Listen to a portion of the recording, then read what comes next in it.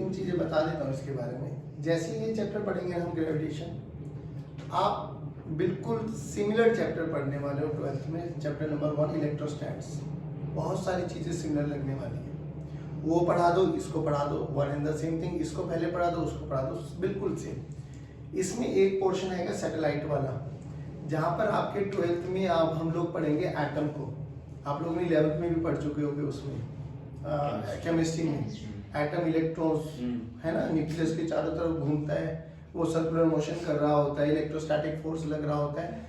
बिल्कुल जैसे वहाँ पे टोटल एनर्जी निकाली थी, पोटेंशियल एनर्जी निकाली थी, है ना, काइनेटिक एनर्जी निकाली थी, सेम रिलेशन आएगा। तो ये अकेला चैप्टर 2-3 चैप्टर्स को कंबाइन करके चलेगा। हाँ 12th के।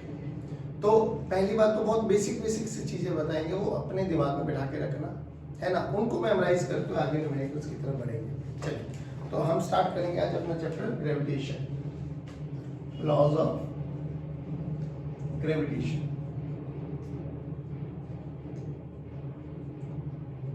देखो पहली बात तो वही न्यूटन बाबा ने ये लॉ को डिस्क्राइब किया। एक चीज हो, फिजिक्स के जितने भी नियम बने ना बच्चों, जितनी भी लॉज बनी है, वो सभी के सभी पॉइंट मास और पॉइंट चार्जेस के लिए एप्लीकेबल होती है। पॉइंट मास हम 11th स्टैंडर्ड में मास के बारे में पढ़ेंगे और 12th स्टैंडर्ड में हम चार्ज के बारे में बात करने वाले हैं। तो उन्होंने बड़ा बेसिक सा लॉ दिया और बहुत वर्सेटाइल लॉ। क्या बोला गया कि अगर दो मासेज है मेरे पास, ठीक है ना, एक मास ये रहा m1, एक मास ये रहा m2, and they are separated by a distance of r। तो रियलिटी में उन्होंने बोला ये दोनों मासेज है ना एक दूसरे को अट्रैक्ट करती है, यानी मैं आपको, आप मुझे अट्रैक्ट करते हो। अब आपके दिमाग में बेसिक क्वेश्चन आएगा, लो सर ऐसे थोड़ी ना, हम तो 1 घंटे एक दूसरे से 2 मीटर की दूरी पर, 1 मीटर की दूरी पर बैठे रहते हैं, हम तो नहीं पास आते आते लेक्चर के खत्म होते होते चिपक जाते है ना। फोर्स ही तो लग रहा है, और फोर्स अट्रैक्शन का फोर्स है, यानी जिस ये कैमरा मेरे साथ चिपक जाना चाहिए 1 घंटे के बाद, फोर्स लग रहा है तो मैं भी इस पे फोर्स लगा रहा हूँ, और ये मेरी तरफ आना चाहिए, मैं इसकी तरफ जाना चाहिए, है ना। दिमाग में क्वेश्चन आता है क्योंकि हमने यही तो पढ़ा है, फोर्स लगेगा तो एक्सेलेरेशन आएगी, एक्सेलेरेशन आएगी तो स्पीड का चेंज होगा, और स्पीड का चेंज होगा तो कहीं ना कहीं कुछ ना कुछ डिस्टेंस ट्रेवल करने वाला है। तो ऐसा क्यों नहीं होता, उसका भी जवाब हम पढ़ने वाले भी। तो उन्होंने बोला कि जो ये फोर्स है 1 2 पे लगाएगा, 2 1 पे लगाएगा, ये डिपेंड करता है पहली बात कि फोर्स, ये एक फोर्स ऑफ अट्रैक्शन है, पॉइंट नंबर 1। कैसा फोर्स है? अट्रैक्शन, यानी m1 m2 को क्या करेगा, खींचेगा अपनी तरफ। तो m2 पर एक फोर्स लगेगा इस डायरेक्शन में, m2 m1 को भी क्या करेगी, खींचेगी अपनी तरफ। तो m1 पे एक फोर्स लगाएगा m2 इस डायरेक्शन में। पहली बात तो ये it is a force of attraction, ठीक है। अब बोला गया कि जो ये फोर्स है ना, इसका मैग्नीट्यूड जो होता है, मैग्नीट्यूड किस पे डिपेंड करेगा बेटा, मैग्नीट्यूड डिपेंड्स ऑन, बोला गया फोर्स का जो मैग्नीट्यूड है वो डायरेक्टली प्रोपोर्शनल है प्रोडक्ट ऑफ देयर मासेस। इन दोनों मासेस का कितना प्रोडक्ट है उसके डायरेक्टली प्रोपोर्शनल है। दूसरा, इन दोनों मासेस के बीच में कितना डिस्टेंस है, सेपरेशन है, दैट इज आर। तो बोला गया force is inversely proportional to the square of the distance between them. इसी को बोला जाता है बच्चों इनवर्स स्क्वायर लॉ। क्या बोला जाता है बच्चों? Inverse square law. पहली बात तो अब ये इनवर्स स्क्वायर लॉ का मतलब समझो, बहुत बेसिक सी चीजें समझाता हूँ। मान लो इन दोनों के बीच में डिस्टेंस है 1 मीटर, ठीक है, मैंने इसको 4 टाइम कर दिया, मतलब 4 मीटर कर दिया। तो देखो फोर्स जो होगा कितने फैक्टर से कम हो जाएगा, 1/16। हालांकि डिस्टेंस आपने कितना कम किया है, 4 टाइम। फोर्स कितने टाइम से रिड्यूस हो जाएगा, यानी जैसे जैसे आप सेपरेशन बढ़ाते चले जाओगे फोर्स एब्रप्टली कम होता चला जाएगा, एकदम खत्म होता चला जाएगा। और जैसे जैसे आप डिस्टेंस को कम करते चले जाओगे उतना ही स्ट्रॉन्ग फोर्स लगता चला जाएगा। बात समझ में? चलिए, तो ये मैग्नीट्यूड के बारे में बात कर रहे हैं अभी हम लोग। फिर इन दोनों लॉस को इक्वेट करो बच्चों। तो force is directly proportional to m1 m2 by r²। अब ऑब्वियसली इस डायरेक्टली प्रोपोर्शनल के साइन को हटा के लिखते हैं हम लोग। तो will write f this is equals to g m1 m2 by r²। अब ध्यान से सुनो बच्चों, g को यहाँ पर बोला गया है दिस इज ग्रेविटेशनल, बेसिकली ये है यूनिवर्सल ग्रेविटेशनल कांस्टेंट। क्या बच्चे? हाँ, यूनिवर्सल ग्रेविटेशनल कांस्टेंट।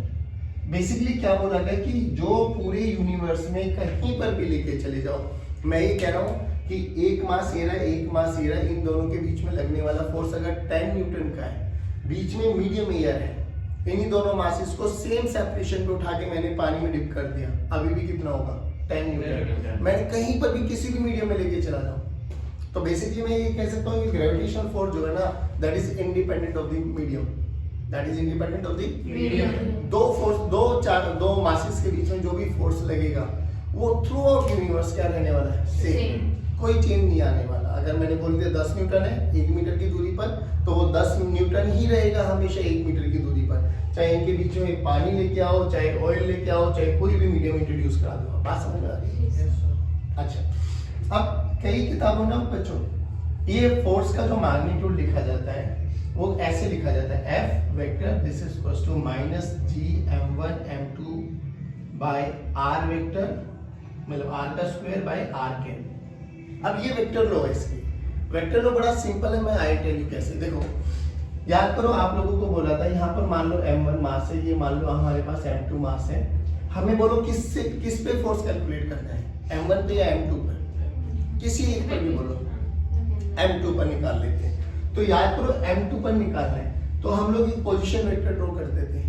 याद करो पोजीशन वेक्टर का हेड उस पॉइंट की तरफ इंडिकेट करेगा where you are going to calculate force. तो हमने बोला इस पे निकालना है ना, यहां से निकालना है, तो यहां से पोजीशन वेक्टर ड्रॉ कर दो, ये r वेक्टर। पहले बताओ ये समझ में आया क्या? Yes sir. r वेक्टर क्या रिप्रेजेंट कर रहा है आपका? Position vector. पोजीशन वेक्टर का हेड किस पॉइंट पर होना चाहिए? Where you are going to calculate force. याद करो ऐसे हम लोगों ने एंगुलर मोमेंटम, टॉर्क में सब चीजें यही पढ़े थे। चलो ठीक है, अब जो कि हमें पता है ये फोर्स ऑफ अट्रैक्शन है, तो m1 m2 पे किस डायरेक्शन में फोर्स लगाएगा? अपनी तरफ खींचेगा। तो यानी अगर मैं बात करूं m1 ने m2 पे किधर फोर्स लगाया? इस डायरेक्शन में। इस फोर्स को देखो लिखने का तरीका, F किस पे लग रहा है? 2 पर। किसने लगाया है? 1 पे। तो लिखते हैं ऐसे 2 1, पीछे वाला आगे वाले पे फोर्स लगाएगा। तो जो फोर्स लगा रहा है उसको पीछे रखो, जिस पे लगाना है उसको आगे रखो। यानी अगर मुझे m12 पे लिखना होता तो बोलो कैसे लिखे? F12।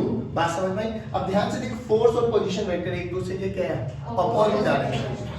बस याद ये रखो, नेगेटिव साइन ये रिप्रेजेंट करता है basically it's a force of attraction and opposite to the position vector. जिस डायरेक्शन में पोजीशन वेक्टर है उसके अपोजिट डायरेक्शन में लगने वाला है। या सिंपली याद रखो ऐसे कि जहां जो मास इस पे फोर्स लगाएगा ना, वो मास उसको अपनी तरफ खींचने वाला है। That's it. कितना समझ में आया? एक और चीज सुनो, तो ये सब चीजें हमें समझ में आ गई। जब कई बुक्स देखते हो ना उसमें माइनस का साइन लगा मिलेगा, तो माइनस का साइन क्या रिप्रेजेंट करेगा? Force of attraction. एक चीज और बताओ, ये फोर्स सेंट्रल फोर्स है। सेंट्रल फोर्स का मतलब क्या होता है? This force acts from the centre of the body. Central force बोला जाता है। बेसिकली ये लॉ ज्यादातर एप्लीकेबल होती है पॉइंट मासेस के लिए, ठीक है ना, पॉइंट मासेस के लिए। पर कई बॉडी में जब हमारे पास एक्सटेंडेड मास आ जाएगा तो उसमें हम लोग यूज कर सकते हैं ये वाली बातें कि रियलिटी में हम कैसे एक एक्सटेंडेड मास हो जाएगा। जैसे हम लोगों के पास बोल दिए यहाँ तो दोनों के दोनों पॉइंट मासेस दे दिए गए। अब आगे क्या होगा? एक हमें रॉड दे दी जाएगी। अब ये रॉड पॉइंट मास है या एक्सटेंडेड मास है? एक्सटेंडेड मास है ना। और एक यहाँ पर मास होगा, इसका भी मास m दे रखा होगा, लेंथ l दे रखी होगी। बोला जाएगा इन दोनों के बीच में फोर्स ऑफ अट्रैक्शन निकालो, तो we will have to calculate. But इसके लिए भी हम लोग निकाल सकते हैं, कोई मुश्किल नहीं है। विल टेल यू कि कैसे निकालना है। बट अभी के लिए याद रखो, this law is only valid, मतलब वैलिड फॉर पॉइंट मासेस। जितने भी फिजिक्स के नियम बनाए जाते हैं वो सारे के सारे पॉइंट मासेस और पॉइंट चार्जेस को मद्देनजर रखते हुए ही बनाए जाते हैं। चलिए, एक ये अट्रैक्शन का फोर्स है, इनवर्स स्क्वायर लॉ को फॉलो करता है, ठीक है। अब एक चीज और बताओ, ये फोर्स हमेशा लाइन ज्वाइनिंग दी मासेस के अलोंग ही लगने वाला है। मतलब क्या हुआ सर? मतलब ये हुआ कि भाई एक मास ये रहा बच्चे हमारे पास, एक मास ये रहा हमारे पास। तो मैंने एक बच्चे को बोला, जैसे यहां से हमने कुछ चीजों को नोटिस किया कि ये फोर्स मैग्नीट्यूड वाइज सेम रहने वाला है, अपोजिट डायरेक्शन में लगने वाला है ना। मैंने बोला एक बच्चे को कि भैया देखो m1 m2 है ना, एक दूसरे पे अट्रैक्शन का फोर्स लगाती है, ऑपोजिट डायरेक्शन में लगाती है, सेम मैग्नीट्यूड का लगाती है। तो इसकी पिक्चर बना, तो बच्चे ने देख क्या बनाया, बच्चा बोला कि सर आपने बोला कि दोनों सेम फोर्स लगाते हैं, ऑपोजिट डायरेक्शन में लगाते हैं। तो एक बच्चे ने ना ये फिगर बना दिया F12 और ये कितना बना दिया F21। कोई गलत बोला उसने? बच्चा तो सोच ये भी सकता है ना भाई, बच्चे ने बोला दोनों भाई अपोजिट डायरेक्शन में तो लगेंगे, सेम मैग्नीट्यूड के लग रहे हैं, लगा दिया। तो इस एम्बिग्यूटी को दूर करने के लिए एक लाइन और ऐड करी गई कि जो फोर्स लगेगा ना, लॉज ऑफ अट्रैक्शन, जो अट्रैक्शन का फोर्स लगेगा, that will always along the line joining the masses, कि पहले उन मासेस को ज्वाइन कर दो। और ये हमें समझ में आता है कि दो मासेस को ज्वाइन, दो पॉइंट्स को ज्वाइन करने वाली लाइन हमेशा एक स्ट्रेट लाइन रहने वाली है। तो जो फोर्स होगा ना वो इसी लाइन के अलोंग लगने वाला है बच्चे, यानी ये फोर्स या तो ऐसे लगेगा और ये ऐसे लगने वाला है, जो कि यह हमेशा अट्रैक्टिव नेचर का रहने वाला है। तो M2 की तरफ लगेगा M1 पे, M1 की तरफ लगेगा M2 पर। अच्छा अब एक बात बताओ, ये हमारा मैग्नीट्यूड आ गया, ये हमने किस पे लगाया फोर्स 2 1। सिमिलरली M12 पे बताओ, F12 बोलो G M1 M2 M1 कर लो, चलो डिवाइडेड बाय R का स्क्वायर। ध्यान से देखो दोनों का मैग्नीट्यूड क्या आ रहा है, सारे बोलो सेम। ओहो दोनों का मैग्नीट्यूड सेम आ रहा है। कंपोनेंट में भी हो सकता है, कंपोनेंट में भी हो सकता है। कंपोनेंट कैसे? मतलब जैसे M2 के ऊपर एक और मास रख देंगे M2 M3, तो यहाँ पे हाँ अब M2 M1 से निकालना है, यहाँ से निकालना है। नहीं M1 वो वाला है F2 विद रिस्पेक्ट टू 1 वाला।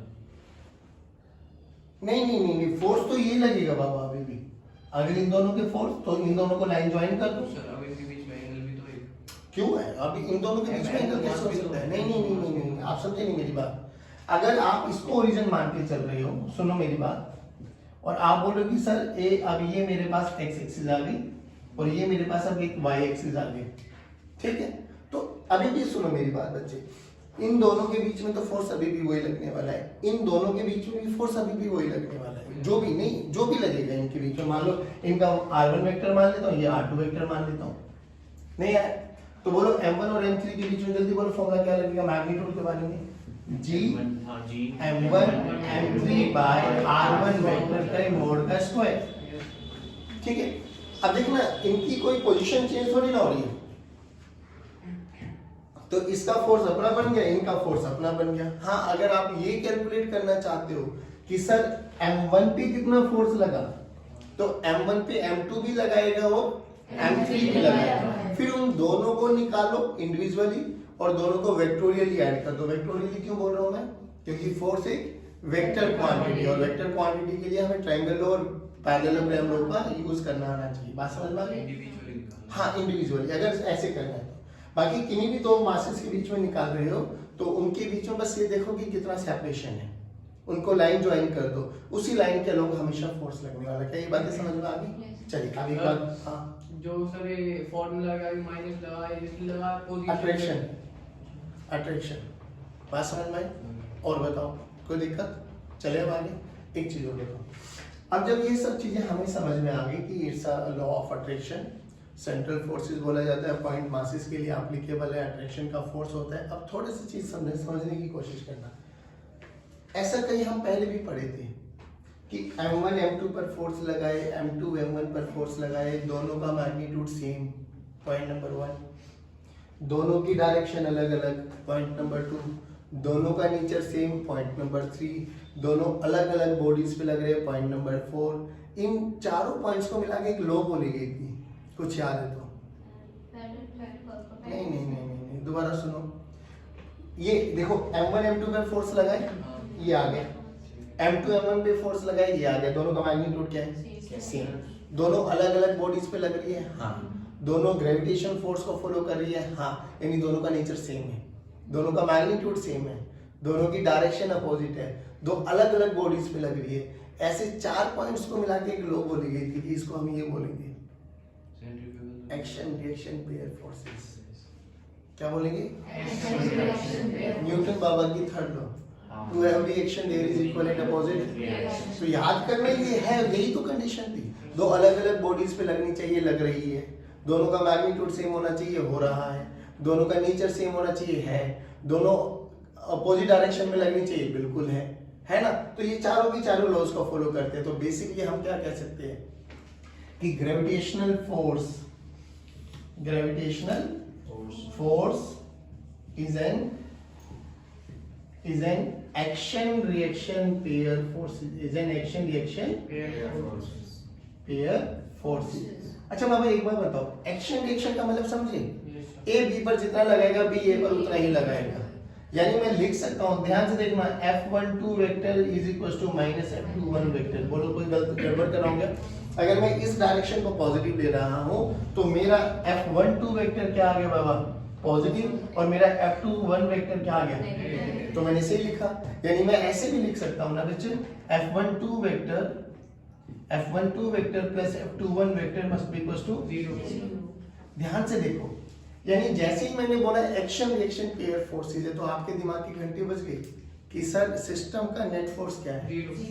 अगर F net of the system 0 है तो क्या पक्की बात है 0 है? एक्सेलरेशन, यानी ACM 0 है। अगर ACM 0 है तो क्या चीज कांस्टेंट है? VCM कांस्टेंट है। अब एक चीज फिर वो सेंटर ऑफ मास का पूरी की पूरी थ्योरी याद करो, कराऊंगा यहाँ पे, थोड़ा अटेंटिवली बैठना। दोबारा देखो, M1 पे फोर्स लगा, बिल्कुल लगा। M2 पे फोर्स लगा, बिल्कुल लगा। तो क्या M1 में एक्सेलरेशन है? हाँ बिल्कुल आएगी। क्यों आएगी बताओ? क्योंकि force is the basic cause of acceleration. तो हमने बोला कि F1 पे देखो, M1 पे एक्सेलरेशन ऑफ 1 कितना है बाबा? F12 बाय M1 नहीं आया बच्चों। सिमिलरली मैं मैग्नीट्यूड के बारे में बात कर रहा हूं अभी। A2 बोलो, F21 बाय M2। अब याद करो, सिस्टम में Fnet 0 है क्या? हाँ है, क्योंकि एक्शन रिएक्शन पेयर फोर्सेस है। Fnet 0 है तो हम लोग Fnet को क्या लिख सकते हैं? Fnet बोलो, M into ACOM। अगर Fnet 0 है तो ACM क्या होगा? 0। और ACM को क्या लिख सकते हैं बच्चों? DVCOM बाय DVCOM बाय, यानी ACM 0 तो इसका मतलब VCM क्या है बाबा? VCM क्या है? अब एक बात बताओ, अगर VCM कांस्टेंट है, VCM अगर कांस्टेंट है, इसकी वेलोसिटी को मैं V1 बोल देता हूं, इसकी वेलोसिटी को मैं V2 बोल देता हूं। VCM कांस्टेंट है बट V1 V2 कांस्टेंट हो, इसकी कोई गारंटी नहीं, क्योंकि V1 V2 चेंज हो जाएगा because of the presence of A1 A2, because of the presence of नहीं आया समझ में। दोबारा सुनो, Fnet 0 है because action reaction pair forces है, एक्शन रिएक्शन पेयर फोर्सेस है। Fnet 0 है, Fnet 0 है तो ACM 0 है, ACM 0 है तो VCM कांस्टेंट है तो V1 V2 सेम हो, इसकी कोई गारंटी नहीं, क्योंकि V1 V2 चेंज हो सकता है because of the presence of, और ACOM 0 है तो A1 A2 0, इसकी भी कोई गारंटी नहीं, क्योंकि इंडिविजुअली इन सभी फोर्सेस पे तो सम लगी, मतलब फोर्स लगी रहा है। अब किधर, अब यहाँ पे एक चीज बताई थी, VCOM कांस्टेंट है, ठीक, डन, परफेक्ट। अब VCM कांस्टेंट है, ये किसने बोला VCM 0 है? नहीं, VCM की कोई भी वैल्यू हो सकती है। मान के चलो इनिशियली सिस्टम की, जो इनिशियली सिस्टम है मेरा 2 मीटर, VCM 2 मीटर पर सेकंड है, तो बाद में भी कितना रहेगा? 2 मीटर पर सेकंड। अगर वो इनिशियली 0 है तो बाद में भी 0 रहेगा। याद करो, इसका एक स्पेशल केस बोला था। अगर Fnet 0 है तो ACM 0 है, VCM 0 है, इसकी कोई गारंटी नहीं। लेकिन अगर VCM भी 0 है, इसका मतलब क्या था कि इनिशियली सिस्टम किस पे है? हाँ, अगर VCM भी 0 हो जाए तो याद करो, एक चीज बोली थी आपको। अब याद करो, RCM का फॉर्मूला क्या लिखा था? M1 R1 bye M1 R1 plus M2 R2 bye, ठीक है ना। अब फिर इसको हम लोगों ने 3 कोऑर्डिनेट्स में लिखा था, x1 M1 x1, परफेक्ट। सोच के देख लिया आपने। अगर VCOM 0 है तो मैं ये कह सकता हूं कि मैं यहाँ पर कंजर्वेशन ऑफ लीनियर मोमेंटम भी लगा सकता हूँ, यानी M1 U1 plus M2 U2 must be equal to M1 V1 plus M2। अगर ये सब कंडीशंस को फॉलो कर रहा है तो मैं ये भी बोल सकता हूँ कि M1 x1 must be equal to M2 x2। याद करो, प्लैंक वाले क्वेश्चंस कराए थे कि अंकल आगे चल रहे थे, प्लैंक पीछे चल रहा था, तो M1 x1 must be equal to M2 x2 लगाया। यही तो कंडीशन थी बच्चे, कि चेक करना था कि सिस्टम पे Fnet 0 है क्या? हाँ है। फिर देखना था कि क्या इनिशियल वेलोसिटी जीरो है क्या है? हाँ है। अगर है तो m1x1 must be equals to सारे फॉर्मूलेज यहाँ पर लग सकते हैं। बताओ कुछ ऐसा लग रहा है कि तुझे नया चीज बताई है? बस नई चीज एक बताई है यहाँ पर कि फोर्स का मैग्नीट्यूड ये है बेटा, g m1 m2 by r²। दोबारा रिपीट करो, ये gravitation law, it's a law of attraction. दो पॉइंट मासेस के लिए एप्लीकेबल है। बोला गया कि दोनों मासेस के बीच का सेपरेशन और दोनों मासेस का ये m1 m2। तो ग्रेविटेशन लॉ क्या बोला गया कि force of attraction is directly proportional to product of their masses and inversely proportional to the distance square of the distance between them. Total को बना के एक फॉर्मूला बना -g m1 m2 by r²। -g यहाँ पर represent करता है attraction का। फिर बोला गया कि जो ये फोर्स है ये हमेशा दो मासेस को ज्वाइन करने वाली लाइन के अलॉन्ग लगने वाला है, यानी m1 m2 को अपनी तरफ खींचेगा, m2 m1 को अपनी तरफ खींचेगा। दोनों मासेस पे फोर्स लगने वाला है कि दोनों के दोनों forces action reaction pair forces होंगे, यानी F net of this system क्या हो जाएगा बाबा? Zero. F net of this system zero हो जाएगा तो ए नेट एसीएम क्या होगा? VCM constant. But VCM constant है, वीसीएम जीरो इसकी कोई गारंटी वो हो भी सकती है और वो, बट अगर वीसीएम जीरो हो जाए तो क्या मैं कंजर्वेशन ऑफ लीनियर मोमेंटम लगा सकता हूँ? यानी मैं लिख सकता हूँ m1 u1 must be equal to m1 v1। Yes sir. क्या मैं ये भी लिख सकता हूँ m1 x1 must be equal to m2 x2? Perfect. ये सब चीजें बोलो यहाँ तक समझ में आया? अगर ये चीज समझ में आ गई तो आप बहुत बेसिक से न्यूमेरिकल चलेंगे। आई टेल यू, दिखाता हूँ कैसे होता है। कंजर्वेटिव फोर्स बिल्कुल, gravitation force is a conservative nature का फोर्स। सोच के देख, अगर कंजर्वेटिव फोर्स है तो कौन सी एनर्जी डिफाइन करी जाती है? Potential energy. पोटेंशियल एनर्जी केवल किसके लिए डिफाइन की जाती है? घबराओ मत, तुझे किसी भी पॉइंट पे ये लगेगा नहीं। जब भी इसमें भी आएगी ग्रेविटेशनल पोटेंशियल एनर्जी, जब ग्रेविटेशन पोटेंशियल एनर्जी लगेंगे ना फिर वही आएगा WET। WET बोले तो क्या बोला था? Work energy, working by all the force, working by all the force is equal to changing. और अगर केवल और केवल कंजर्वेटिव फोर्स लग रहे हो तो इनिशियल प्लस इनिशियल प्लस सब चीजें रिपीट टेलीकास्ट लगेगा। तुझे बस ये लगेगा मोरल ऑफ द स्टोरी, यहाँ बहुत सारी चीजें नहीं भी पढ़ने वाले हैं, बट बहुत सारी चीजों में तो तुझे ये लगेगा सर ये वही तो रिपीट टेलीकास्ट चल रहा है। एक भी पॉइंट पे तुझे ऐसा नहीं लगेगा नहीं सर ये तो हमें मतलब नई चीज पढ़ रहे हैं। हाँ, कुछ चीजें बहुत अच्छी भी पढ़ोगे यहाँ पर, जैसे आगे कैपिटल स्लो है, सैटेलाइट का कॉन्सेप्ट है, वेरिएशन ऑफ जी पढ़ेंगे। जी बोले तो छोटा जी बोले तो एक्सेलरेशन ड्यू टू, अभी तक हम लोगों ने एक्सेलरेशन ड्यू टू ग्रेविटी को क्या माना है? कांस्टेंट। क्या माना है? हम 2 मीटर 4 मीटर 1 किलोमीटर 2 किलोमीटर कितने भी ऊपर चले जाए, हमने कभी बोला है कि एक्सेलरेशन ड्यू टू ग्रेविटी को कांस्टेंट नहीं है, वेरिएबल नहीं है? वेरिएबल है नहीं, हमने थ्रू आउट बोला है कांस्टेंट है। अभी क्या हो जाएगा इसमें? वेरिएबल। बहुत सारी चीजों को आप एनकाउंटर करेंगे, बट आज का बेसिक लेक्चर तो बहुत बेसिक है। ये तो आपको वही सेंटर ऑफ मास की थ्योरी का बेसिक थ्योरी का रिकैप कराएगा कि हाँ सर ये होता है। आया समझ में? चलो मेक अ नोट। अब हमने सबसे पहले क्या देखा? फॉर्मूला देख लिया बाबा। फॉर्मूले का देखो, f की वैल्यू क्या है जल्दी बोलो? -g m1 m2 by r²। Perfect. बहुत बेसिक सा क्वेश्चन पूछ रहा हूँ। मान के चलो एक मास यहाँ पर है 1 किलोग्राम, एक मास है यहाँ पर 2 किलोग्राम, दोनों के बीच की दूरी है 1 मीटर। क्या आप इनके बीच में फोर्स निकाल सकते हो? अच्छा मैं 2 पे पूछूं तो किसने बोला 2 पे निकालना जरूरी है? आप 1 पे निकाल दो, आंसर दोनों का सेम आएगा, बस क्या चीज का फर्क आएगा? डायरेक्शन। भाई अगर 2 1 पे इधर लगा रहा है तो 1 2 पे किधर लगाएगा? मैग्नीट्यूड वाइज में कोई फर्क आने वाला? जल्दी बोलो। f का फॉर्मूला g 1 into 2 by 1 का स्क्वायर बोले तो 2 into कैपिटल G। फोर्स है न्यूटन। परफेक्ट। अब बात करते हैं जी की क्या वैल्यू होती है? भाई जी की वैल्यू जो होती है ना बच्चों, हाँ दैट इज 6.67 into 10 की पावर -11। परफेक्ट। जी की वैल्यू कितनी होगी? 6.67 into 10 की पावर -11 न्यूटन मीटर स्क्वायर पर केजी। पर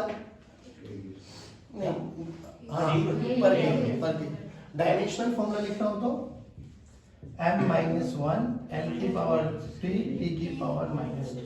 चेक कर लेना एक बार, यही होता है वैसे तो। चेक करें, फोर्स का होता है m(l)t-2, मीटर का होता है l², किलोग्राम का होता है m की पावर -2। परफेक्ट ना? देखो m की पावर -2, m की पावर 1 तो m की पावर -1 बना, l बना t-2। परफेक्ट। अच्छा अब सुनो मेरी बात। अब हमने बोला था कि अगर ये फोर्स ऑफ अट्रैक्शन है तो हम क्यों फील नहीं कर पाते? सोच के देख, तेरे मेरे बीच में कितना मासेज होगा? मेरा 100, आपका बताओ 100 ही मान लो, चलो मान के देख। और हम दोनों 1 मीटर की दूरी पर खड़े हुए हैं। तो चलो फोर्स का फॉर्मूला देखो, G 6.67 इंटू 10 की पावर -11। मेरा मास 100 किलोग्राम, आपका मास 100 किलोग्राम डिवाइडेड बाय 1 मीटर का स्क्वायर। तो ये देखो 10 की पावर 4, 10 की पावर 4 और 10 की पावर -11, 10 की पावर -7। सोच के देख, 10 की पावर -7 0.000000667 अप्रोक्सीमेटली नेग्लिजिबल। अभी देखना 0.1 2 3 4 5 6 7 6 न्यूटन का फोर्स लग रहा है मेरे और तेरे बीच में, बस 1 मीटर की दूरी पे। हाँ 1 मीटर। ये तो और 2 कर देगा तो और कम होता चला जाएगा, 3 कर देगा तो और ज्यादा कम होता चला जाएगा। व्हाट आई मीन टू से इज कि अगर मैं और तू एक हजार, अरे मैं छोड़ ना, मैं तो कह रहा हूँ 1000 किलो का बंदा उठा ले, कोई ट्रक उठा ले 1000 किलो का, ट्रक में 1 जीरो लगा दे तो बस वेरिएशन कितना आ जाएगा, 1 जीरो और हट जाएगी। तो हमारे तुम्हारे और जो हम डे टू डे लाइफ में बंदों को देखते हैं उनके लिए ये फोर्स अप्रोक्सीमेटली 0। तो इसलिए हमें कभी भी अट्रैक्शन फील होता नहीं। लेकिन जब हम अर्थ की बात करें और इस पेन की बात करें, भले ही पेन का मास नेग्लिजिबल हो, 10 ग्राम 50 ग्राम 100 ग्राम, अर्थ का मास बोल 6 इंटू 10 की पावर 24 किलोग्राम, 24 10 की पावर। सोच वहां ये वाला फोर्स बहुत इफेक्टिव हो जाता है। तभी तो ऐसा होता है पेन छोड़ के फटाक से नीचे आता है। क्यों? अर्थ को ये अपनी तरफ अट्रैक्ट कर रहा है, अर्थ इसको अपनी तरफ अट्रैक्ट कर रही है। अभी भी एक्शन रिएक्शन पे फोर्स है, जितने फोर्स से ये नीचे जाते हैं, ये खींचता ना अर्थ को, अर्थ भी उतनी ही फोर्स से नीचे खींचती है। बट वो बात अलग है, हमें अर्थ चलती हुई दिखाई, लेकिन ये दिखाई देता है, नहीं आया समझ लो। तो एक तो बात ये सिंपल ऐसे ऐसे फॉर्मुलेट कर लोगे आप लोग, पक्की बात है, श्योर, कोई दिक्कत वाली बात। एक चीज और बताओ, अब यहाँ पर है ना बच्चों, इन्हीं में जब हम लोगों ने बोला कि अगर एफरेंट 0 है, एसीएम 0 है, वीसीएम कांस्टेंट है, अगर वीसीएम में इनिशियली वो रेस्ट पर है तो m1 x1 must be equals to m2 h2 और m1 v1 must be equals to m2 v2। बहुत सारे क्वेश्चंस बनाए जा सकते हैं, एक क्वेश्चन मैं करके दिखाता हूँ, देखो ध्यान से। अभी सुनना ध्यान से, अभी भी यही सिस्टम मान लेते हैं। लेट्स से आपके पास एक मास है 1 किलोग्राम का बाबा, एक मास है आपके पास 2 किलोग्राम का, ठीक है, डन। इनिशियली रेस्ट पर है, इनिशियली रेस्ट पर है, इनिशियली एट रेस्ट। बोला गया जैसे ही छोड़ दिया गया है ना, जैसे ही छोड़ दिया गया किसी भी टाइम टी पर, किसी भी टाइम टी पर 1 किलोग्राम वाले की वेलोसिटी है 2 मीटर पर सेकेंड। बताओ 2 किलोग्राम वाले की वेलोसिटी क्या रही होगी? Find out velocity of 2 kilogram. Simply conservation of linear momentum लगाओ। बोलो क्या? P initial must be equals to, initially rest पर था तो इसका इनिशियल मोमेंटम 0, इसका इनिशियल मोमेंटम 0, तो 0 plus 0 this is equals to m1 into 2, m1 into m1 into m1 into must plus 2 into v, 2 into v, तो 2 into 1 plus 2 into v, खत्म। इधर आपके लेके आ जाओ, -2 this is equals to 2v, v ने 2 ने 2 को मारा तो v की वैल्यू है -1 मीटर पर सेकंड। माइनस क्या रिप्रेजेंट कर रहा है? आपने बोली इस डायरेक्शन को पॉजिटिव माना है तो ये किस डायरेक्शन में आ रहा होगा बाबा? सेम इसी में एक क्वेश्चन और बनाता हूँ। बोला गया कि 1 किलोग्राम को जैसे इस सिस्टम को छोड़ा, जैसे छोड़ दिया तो 1 किलोग्राम वाले की पोजीशन t टाइम के बाद आई 2 मीटर, यानी ये 2 मीटर चल चुका है। तो बताओ ये कितने मीटर चला होगा? तो m1 x1 must be equals to m1 x1 must be equals to, तो ये कितना चला बेटा? m1 x1 must be equals to m2 x2। बोलो m1 कितना चला? 1 into 2, तो 2 must be equals to 2 into x, तो x की वैल्यू कितनी आ गई? 1 मीटर। क्या कॉमन सेंस से ये पता लगा सकता है कि ये कितनी किस तरफ चला होगा? अगर ये इस तरफ 2 मीटर चला तो वो इस तरफ 1 आया होगा, नहीं आया बाबा? क्या ऐसे क्वेश्चन पे टाइम पास करूं यहाँ हो जाएंगे? पक्की बात है। अब सुनो, अब यहाँ पे ना बहुत एक स्टैंडर्ड का प्रोसेस आता है जिसको हम बोलते हैं बेटा सुपरपोजिशन प्रिंसिपल। सुपरपोजिशन जो लव ने स्टार्टिंग में पूछा था कि सर अगर 2 मासेज आ जाए तो, अभी भी कुछ नहीं है। सुपरपोजिशन प्रिंसिपल को हिंदी में समझो क्या बोलता है कि अगर एक मासेज, मैं ऐसे समझ के चल, मैं एक मास हूँ, 1 2 3 4 5 कितने बंदे हैं हम लोग? 5। सोच के देख, अगर मुझ पे फोर्स कैलकुलेट करना है, या एक बार बताओ, हम सब में फोर्स ऑफ अट्रैक्शन लग रहा होगा। मैं लक्ष्य को भी कर रहा हूँ, लव को भी करूंगा, तुषार दोनों को कर रहा हूँ, पक्की बात है। अभी मुझे बताओ, अगर आप लोगों को बोला जाए कैलकुलेट एफ नेट और विवेक सर, तो बताओ विवेक सर पे कितनी फोर्सेस लगे? 4। लक्ष्य, love, Tushar and Tushar, perfect. अब बोला गया कि विवेक सर पे ना एफ नेट निकालो। अब बुद्धि में क्या चलना चाहिए कि सर ऐड कर दो सारों को, बट फोर्स कैसी क्वांटिटी है? वेक्टर। तो हम डायरेक्ट ऐड नहीं कर सकते, तो हमें वेक्टोरियली ऐड करना पड़ेगा। सुपरपोजिशन यही तो बोला गया कि सभी मासेस के कारण इंडिविजुअली फोर्स कैलकुलेट कर लो, फिर सबको वेक्टोरियली ऐड कर दो। Vector sum of all the forces, that's it. Vector sum of all the forces. अब मुझे 2-3 चीजों का याद आना चाहिए। पहली बात तो क्या मुझे फोर्स का मैग्नीट्यूड पता है? क्या मुझे फोर्स की डायरेक्शन पता है? यस। बस तो खत्म भाई। मैग्नीट्यूड मुझे पता है, जी m1 m2 by r²। Direction मुझे पता है कि जो भी फोर्स लगाएगा वो अपनी तरफ खींचेगा उसको। मान लो अगर मेरे और तो इसके लक्ष्य के बीच में फोर्स कैलकुलेट करना पड़े, तो मुझ पे फोर्स निकाल रहा हूं ना, तो लक्ष्य मुझे क्या करेगा? अपनी तरफ अट्रैक्ट कर रहा होगा। तो मेरी डायरेक्शन क्या होगी? ये मैग्नीट्यूड कितना हो गया? जी m1 m2 by r² नहीं आया। अब f1 पता लग गया, f2 पता लग गया, दोनों को ऐड कर दो, you will get the answer. बोलो यहाँ तक कोई दिक्कत? पक्की बात। अब मैं बहुत बेसिक सी थोड़े से वेक्टर्स लोगों को बताता हूँ 5 मिनट में, उसके बाद तुम्हें 2-3 न्यूमेरिकल कराता हूँ। टी किसको रिप्रेजेंट कर रहा है? टाइम को? टी कौन सा? हाँ, टाइम। टाइम क्या यूज है? टाइम का क्या यूज है? टाइम अरे डायमेंशनल होता है ना। न्यूटन में देखो ना, mlt-2 mass into acceleration. Acceleration होती है वेलोसिटी पर यूनिट टाइम। नहीं आया समझ में? तो टी टाइम का रिप्रेजेंटेशन है। समझ में आया? अब सुनो,